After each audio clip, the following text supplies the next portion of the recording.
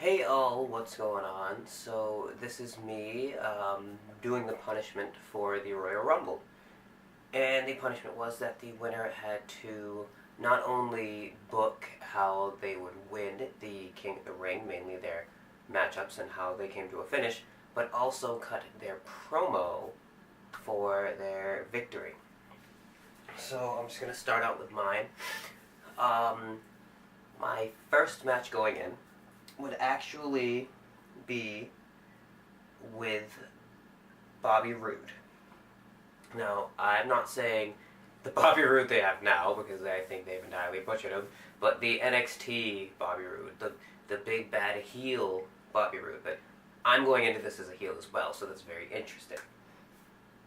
Now, the way the match comes to a finish and the way that my self is set up in this is saying, he is better than everyone and he can do everything better than anyone he faces. So in the end, it comes down to it where myself and Bobby are getting into the final segments of the match. And I hit Bobby with his own glorious DDT. 1, 2, 3. I pin him off his own move. In the next round, which is the semifinals, because it's only 3 rounds, on this side of the bracket, there are 8 competitors on this side and 8 competitors on that side, I believe. Right, yeah. 8 and 8. So 16 total. So these would be the quarterfinals. I had it wrong. See? So in the quarterfinals, I go up against Dolph Ziggler. Now, we all know Ziggler is one hell of a worker. He's personally one of my favorites. I wish they would use him better. But it comes down to it, Ziggler is setting up for the super kick, goes over, but I super kick him. 1, 2, 3. Ziggler's done with his own super kick. So next, in the semi-finals, it becomes myself versus Big Match John Cena. Now, the way this match ends is actually a little interesting. So the way this match ends, John Cena's already hit me with an AA or an FU, whatever you want to call it, because I still slip and call it an FU all the time. John Cena hits me with an AA, rolls through and goes for a second one, but I power down, pick him up, hit him with an FU, roll through, hit him with another one. 1, 2, 3.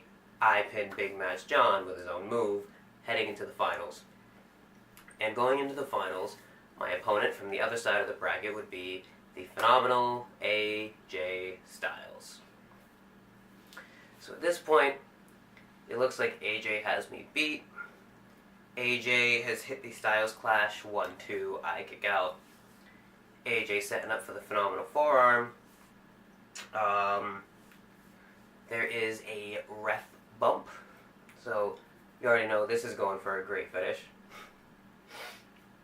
There's a ref bump. AJ checks on the ref.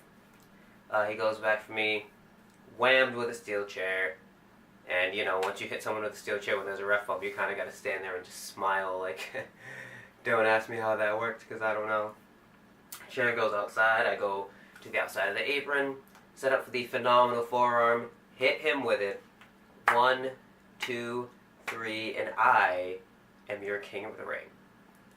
And my promo would sound a little something like this. Now, I told everyone that I was going to win this tournament. I told everyone that I was better than anyone then, now, and forever. But nobody believed me.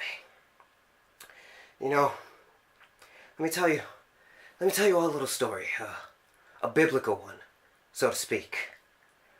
On the first day, God created Ric Flair. He created one of the most technical and charismatic superstars of all time.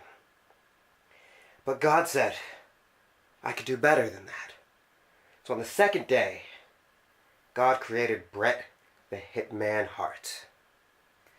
more technical, a little more athletic, but he lost a little bit of that charisma. God looked at his work and he said, you know what? I can do better than that. So on the third day, God created the Heartbreak Kid, Shawn Michaels. And at that point, God took a first glance and he said, oh my God, this guy has it all. Just enough athleticism, power, speed, charisma, and a little bit of edge that the last two were missing. And then God looked at it again and he said, you know what? I can do better. So on the next day, the fourth day, God was torn. So he created two entities. He created The Rock and Stone Cold Steve Austin. And God said, you know what? These are all great. But I need something even better. And on the fifth day, God created the phenomenal AJ Styles. Charisma, athleticism, power, you name it, he has it. But God still even said, you know what? I can do better. And on the sixth day, God created me. And here I am, your king of the ring. Now I know a lot of you religious people are asking, well, what about the seventh day? Because God did something on the seventh day. What happened on the seventh day? Let me tell you, on the seventh day, God quit. Because he knew he couldn't make anything better than me. Now I'm the nature boy. Now I'm the best there is, the best there was, and the best there ever will be. Now I'm the showstopper, headliner, and main event. The Texas Rattlesnake, the People's Champ, the Phenomenal One, you name it, that's me now. This is now my company, my industry. And if anybody thinks they can step to me, well then, court is in session.